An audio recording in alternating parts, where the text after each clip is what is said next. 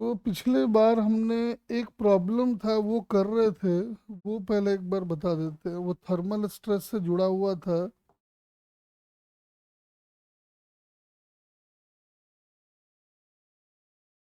अरे ये वाला कॉन्सेप्ट समझ गए थे ना, कि अगर एक रॉड दो वॉल के बीच में रिजिडली सपोर्टेड है और इसका टेम्परेचर हम डेल्टा टी अमाउंट से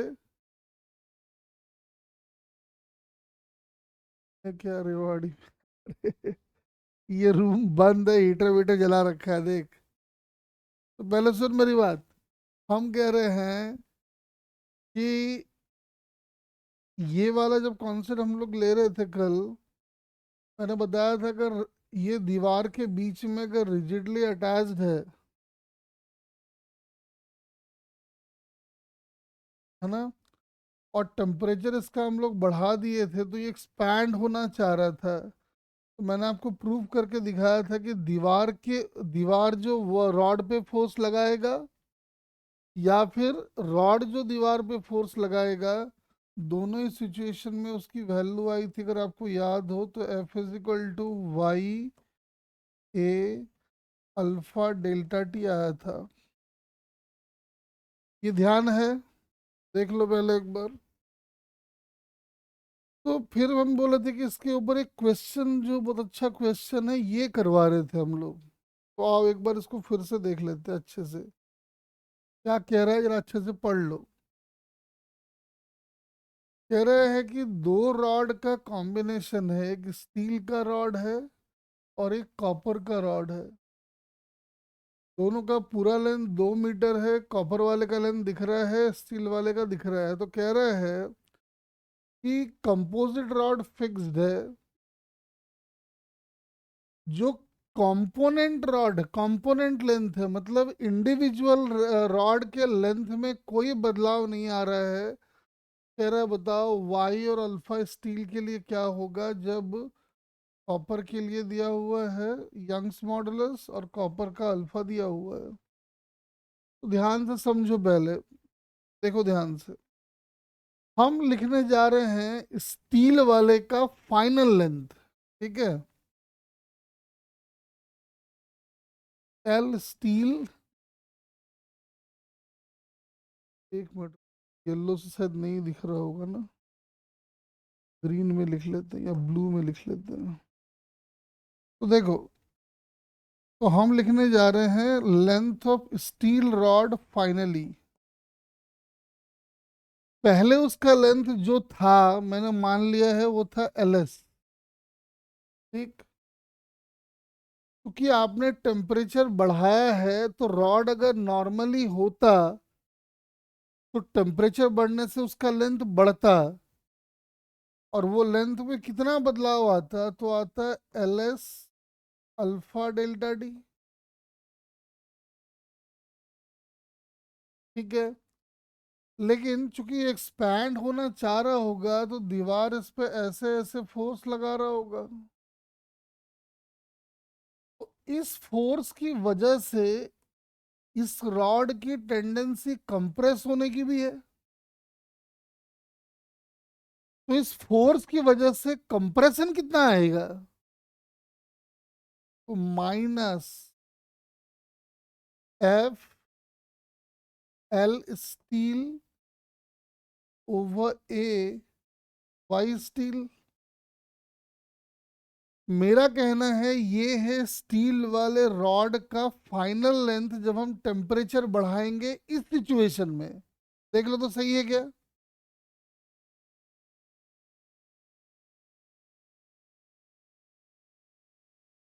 हाँ जी। स्टील वाले रॉड का ये फाइनल लेंथ सही है। अब सुनो, कह रहा है कि कंपोनेंट लेंथ में कोई बदलाव नहीं आया, so this must be equal to L S. L S से एल एस काट दो और यहां से एफ निकाल लो, देखो तो कितना आ रहा है।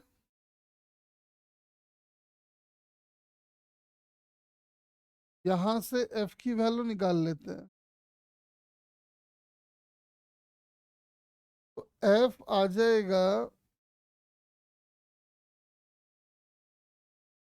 ये तो कट ही जाएगा लग रहा है। ये आ जाएगा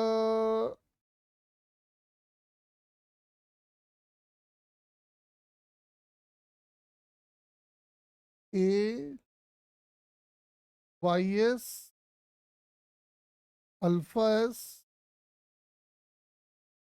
डेल्टा डी।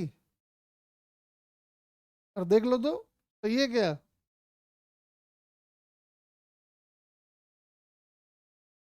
आप ठीक वैसे ही क्या करो, जो कॉपर वाला रॉड है उसका लेंथ भी फाइनली लिख लो कितना आ रहा है।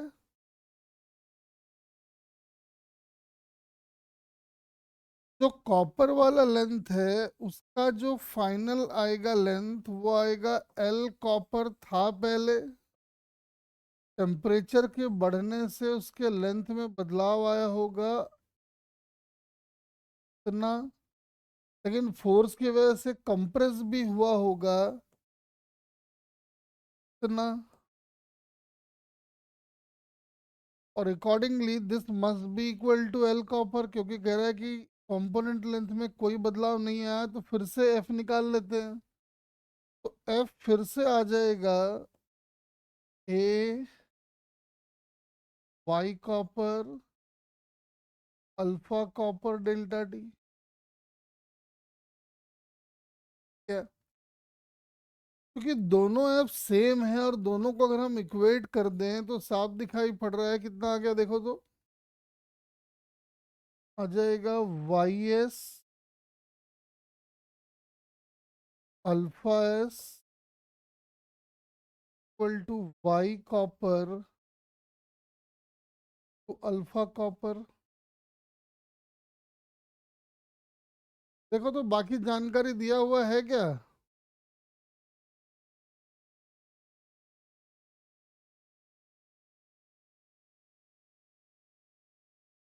देखो तो सर यहाँ दो वेरिएबल हैं, हाँ बिल्कुल सही कह रहे हो। तो अपने को एक वेरिएबल और एक मतलब अपने को एक और इक्वेशन चाहिए होगा, बोलो वो इक्वेशन कहाँ से आएगा।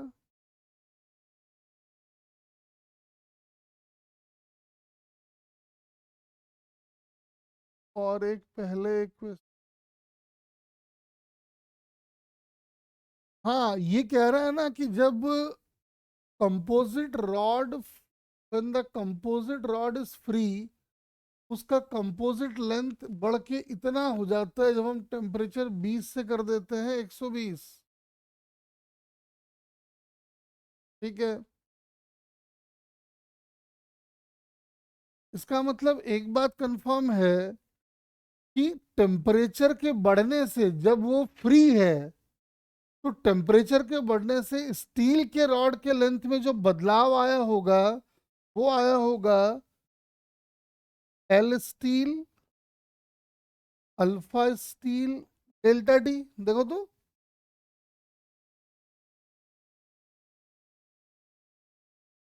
जब रॉड फ्री है तो उसके लेंथ में इतना बदलाव आया होगा, ये स्टील वाला हो गया। और जो कॉपर वाला होगा वो होगा L copper alpha copper delta T, and that must be equal to 0.002। बोलो।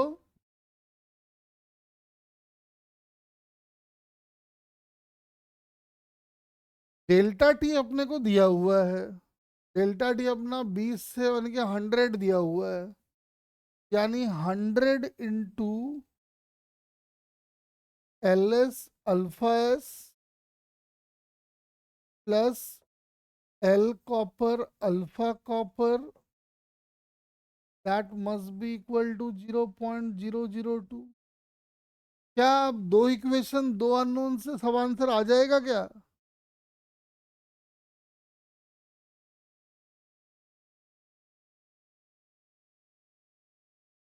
हाँ जी बताओ।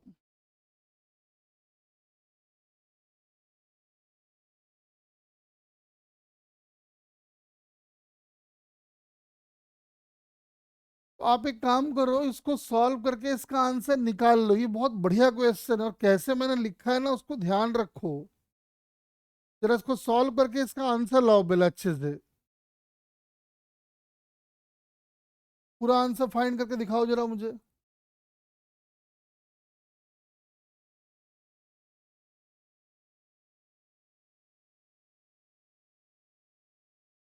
जरा बढ़िया से सॉल्व करके मुझे वैल्यूज जरा निकाल के बता दो।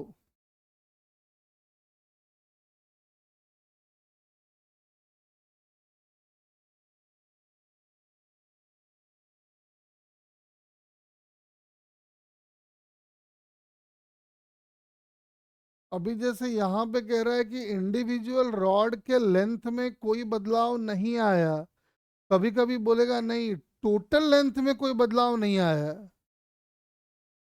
तो उस केस में हम क्या करते, ये लिखते और ये लिखते और दोनों को जोड़ के L S plus L copper के इक्वल कर देते, फिर एफ निकल आता। हम बताते एक बार, पहले इसको फाइंड करो फिर हम बताते क्या करना है।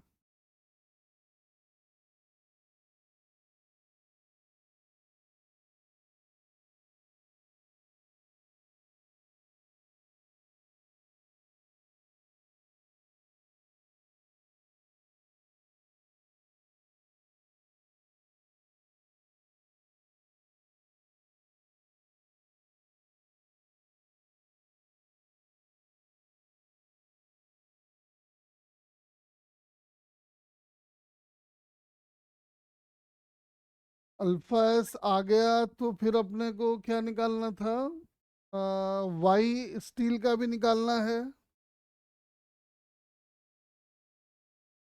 ये अल्फा है कि वाई है?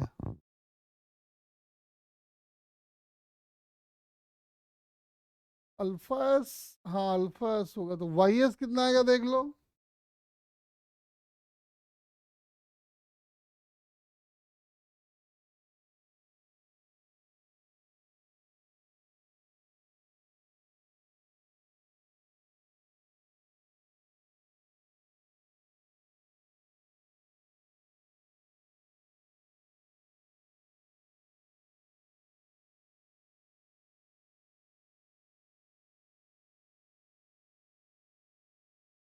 हाँ जी सारा चेक कर ले जल्दी जल्दी।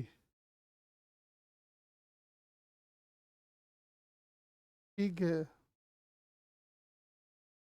ऐसे क्वेश्चन जेई में आने के लिए बहुत इंपॉर्टेंट है, क्योंकि इलास्टिसिटी भी आ गया और थोड़ा एक्सपेंशन का आइडिया यूज हो गया, और ये अच्छा क्वेश्चन बनता है। एक बार चेक करो आंसर क्या आ रहा है।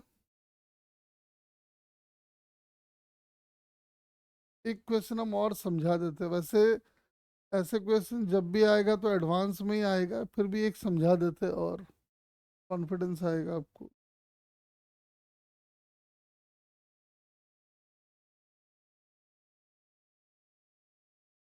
जल्दी फाइंड कर लो जरा।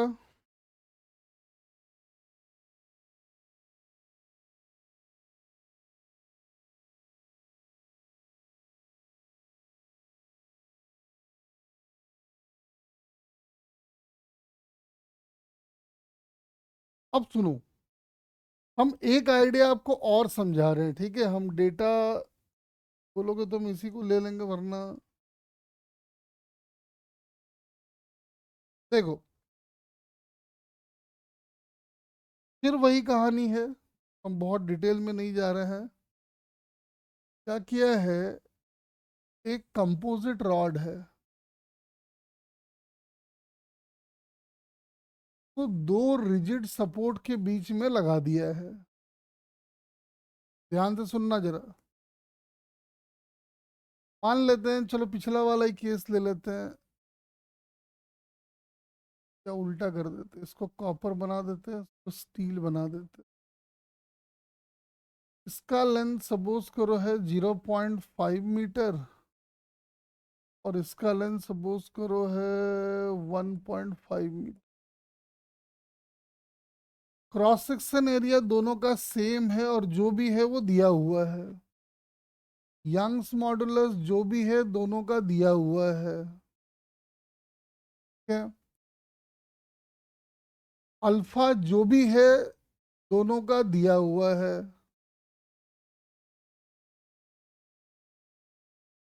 ठीक है ना। आपको जो जो चाहिए मैंने सब दे दिया है जहां तक मुझे लग रहा है। एक काम करते हैं, रुको, इसको भी हम एल कॉपर लिखेंगे और इसको हम एल स्टील लिखेंगे, ठीक है। देखा गया कि जब टेम्परेचर को डेल्टा टी से बढ़ाया गया, आपको अल्फा कॉपर दिया हुआ है, आपको वाई कॉपर दिया हुआ है, आपको एरिया ऑफ क्रॉस सेक्शन दिया हुआ है, आपको अल्फा एस दिया हुआ है, आपको वाई एस दिया हुआ है, ये तो खैर कॉमन ही है, और आपको एल कॉपर दिया हुआ है और आपको एल स्टील भी दिया हुआ है। ये सारी कहानियां आपको गिवन है।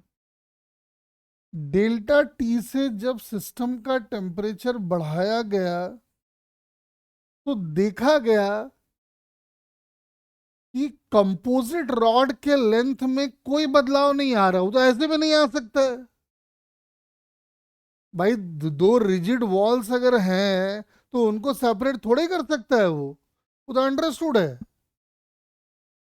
तो देखा गया कि जब टेम्परेचर को डेल्टा टी अमाउंट से बढ़ाया गया तो कंपोजिट रॉड का लेंथ में कोई बदलाव नहीं आया। तो हम निकालना चाहते हैं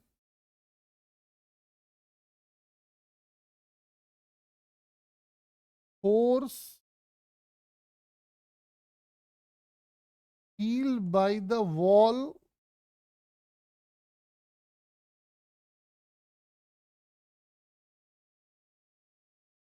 ड्यू टू रॉड। पहले तो हम ये निकालना चाहते हैं। दूसरा हम निकालना चाहते हैं final length of each rod.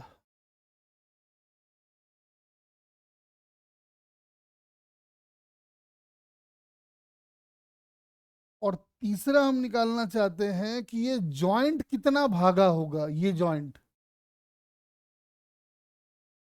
Movement of joint,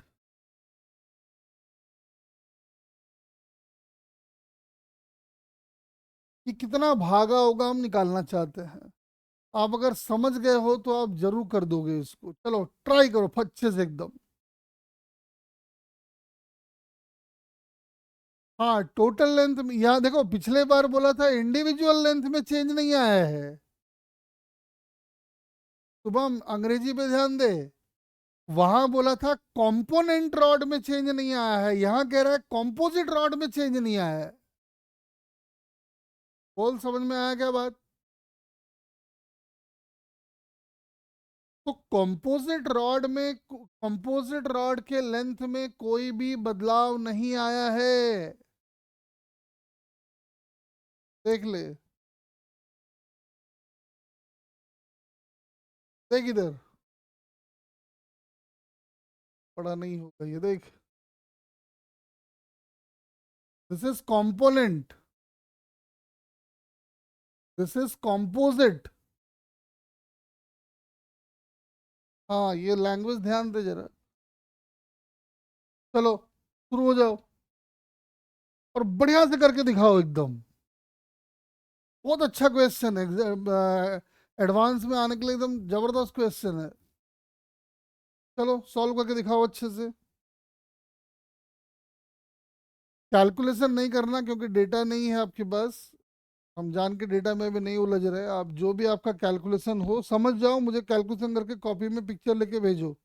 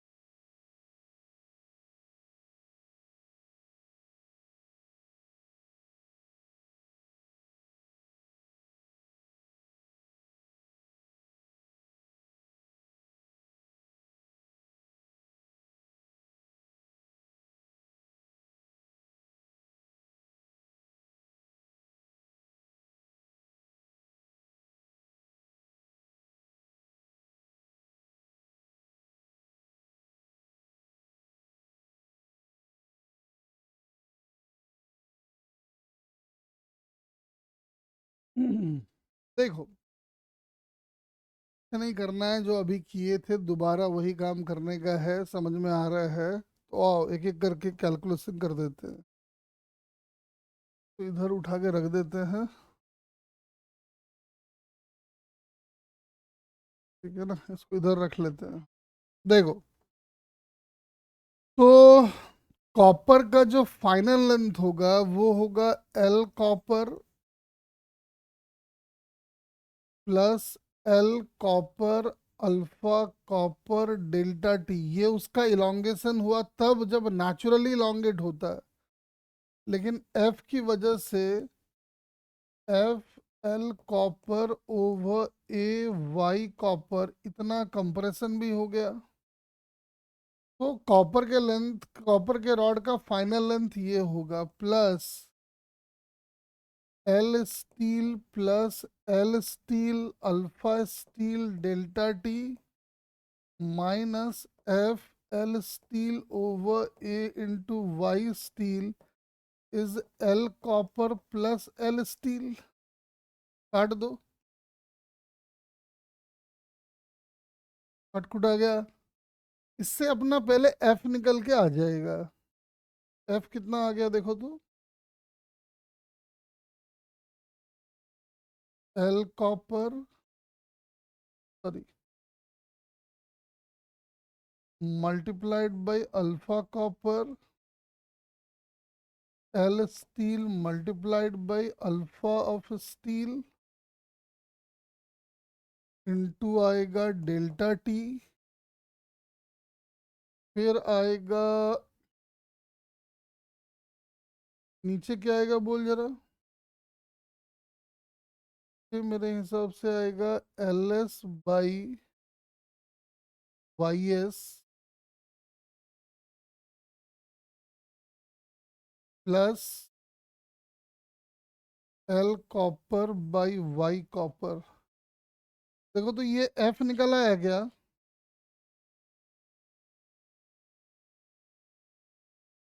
हाँ जी, जरा देख लो, क्या एफ की वैल्यू यही आ रही है? हाँ।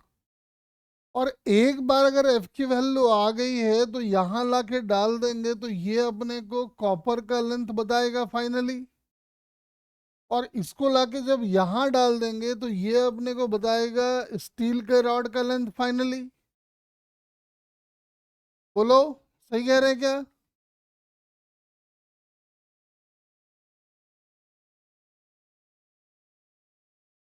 और अगर अपने को ये निकालना है कि ये जॉइंट कितना भागा तो हम क्या करेंगे? हमको कॉपर के रॉड का फाइनल लेंथ पता होगा और कॉपर के रॉड का इनिशियल लेंथ पता है, दोनों को सब्ट्रैक्ट कर देंगे तो कितना भागा होगा इधर या उधर आ जाएगा क्या? बहुत अच्छा क्वेश्चन है ये, एक्सेलेंट क्वालिटी का क्वेश्चन है। चलो अब हम इसको छोड़ते हैं, थोड़ा आगे बढ़ते हैं, आ जाओ। अब ज्यादा काम नहीं है, छोटा छोटा सा काम कई सारा है तो उसको करके हम लोग खत्म करेंगे।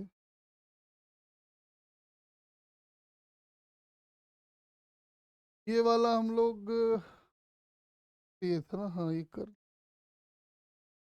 लिए थे। हाँ आ जाओ इधर, अब थोड़ा, अब थोड़ा नया बात फिर से शुरू करते हैं, आ जाओ। देखो ध्यान से, तो आज हम थोड़ा वहीं से कहानी को आगे बढ़ा रहे हैं। जैसा कि मैंने आपको बताया था कि बेसिकली हमारे सिलेबस में तीन तरह का स्ट्रेस होता है। एक होता है लॉन्गिट्यूडनल, एक होता है टेंजेंशियल और शियर स्ट्रेस, और एक होता है बल्क स्ट्रेस। तो इसको अभी हम लोग एक एक कर पढ़ लेते हैं, आ जाओ। देखो, जो शियर स्ट्रेस है जिसका नाम ही है जो शियर, देखो लॉन्गिट्यूडनल स्ट्रेस का मतलब क्या होता था? स्ट्रेस का वो वाला कंपोनेंट, या स्ट्रेस कहना चाहिए फोर्स का वो वाला कंपोनेंट जो उसके लेंथ को बदलना चाहता था। लेकिन जब हम बोलेंगे टेंजेंशियल और शियर स्ट्रेस, तो ये अपने को ये वो वाला स्ट्रेस होगा जिससे उसका लेंथ नहीं, उसका शेप डिस्टॉर्ट होना चाहता हो। जैसे यहाँ ध्यान से देखो, मान लो एक ब्लॉक है और ये फिक्स है नीचे। सपोज करो ये ब्लॉक यहाँ पे फिक्स, नीचे की तरफ मैंने फिक्स कर दिया है इसको, और एक एफ ऐसे लग रहा है, तो उसके दो कंपोनेंट आ गए, ये आ गया इधर, एक आ गया इधर।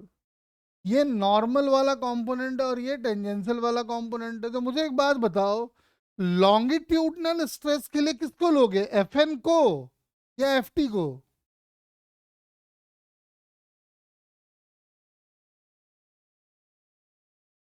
एफ एन या एफ टी? एफ एन को। तो अगर मुझे यहाँ पे कोई बोला होता कि बताना भाई लॉन्गिट्यूडनल स्ट्रेस क्या होगा, तो हम कहते लॉन्गिट्यूडनल स्ट्रेस होगा एफ एन डिवाइडेड बाई ये वाला एरिया। लेकिन चूंकि हम लॉन्गिट्यूडनल स्ट्रेस को पढ़ चुके हैं तो अब हमारा उसमें कोई इंटरेस्ट नहीं है। अब हम आ गए हैं टेंजेंशियल और सियरिंग स्ट्रेस या सियर स्ट्रेस। जाहिर सी बात है, देखो डेफिनेशन वही है, it is defined as the restoring force per unit area tangential to the surface of the body. मतलब ये वाला जो इस बॉडी के शेप को डिस्टॉर्ट करना चाह रहा है, मतलब उसके शेप को बिगाड़ना चाह रहा है, उसके शेप में डिस्टॉर्शन प्रोड्यूस करना चाह रहा है। तो आप देख सकते हो कि डायग्राम के हिसाब से अगर हम देखें तो हम लिख पाएंगे कि टेंजेंशियल या shear stress is equal to F tangential by area. और डायग्राम में साफ दिख रहा है कि F tangential is F cos theta divided by area. दिखाई पड़ रहा है क्या? अब ध्यान से देखिए, साफ साफ कह रहा है the effect of stress is to produce distortion और change in size, volume and shape configuration of the body. मतलब लॉन्गिट्यूडनल वाला लेंथ को बदलना चाहता था, ये इसके शेप को बदलना चाहता है, शेप में डिस्टॉर्शन लाना चाह रहा है। जैसे एग्जांपल के लिए और देखो, थोड़ा समझो।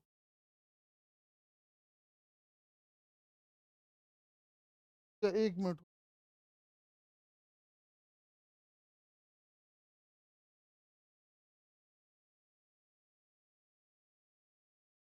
जैसे इसको देखो, हमने क्या किया कि ये क्यूब था जिसका बॉटम फिक्स था, हमने एक फोर्स इस पे ऐसे लगाया। तो सपोज करो इसका एरिया अगर ए है, तो मुझे एक बात बताओ, इस केस में लॉन्गिट्यूडनल स्ट्रेस क्या होगा?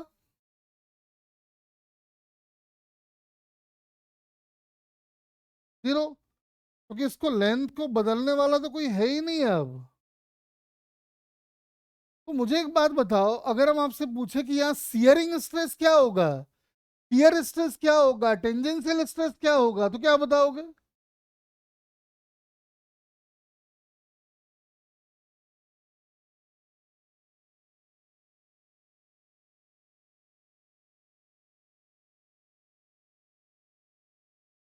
F by area.